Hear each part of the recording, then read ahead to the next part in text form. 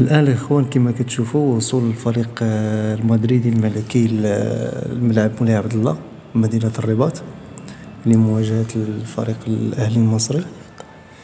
وكما تتشوفوا هما وصلوا الحمد لله، وصلوا، وتنتمنى لكم اللي تفرج في المباراة واللي ما تفرجش فيها يعاود يتفرج فيها، على ود المباراة غتكون قوية الصراحة شوية وغتكون تاريخية في نفس الوقت.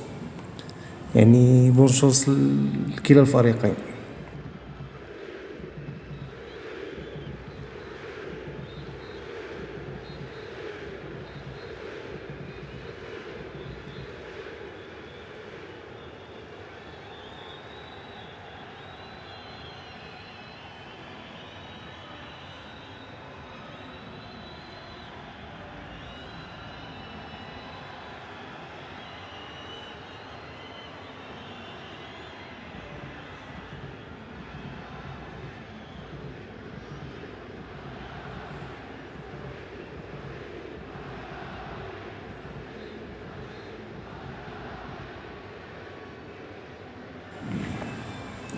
هنا كما كتشوفوا صافي وصلوا للملعب، الملعب مولاي عبد الله، وكما تتشوفوا كاين استقبال الصراحة، كاين تنظيم، وكما تنشوفوا يعني الملعب ديالنا تبارك الله باين من برا كيدير الكرا يغلى. الصراحة حضارة والله. يعني برافو علينا على هذا الإنجاز هذا، أول حاجة برافو علينا على هذا الإنجاز، على تنظيم الكأس هذا. تعاود مرة أخرى.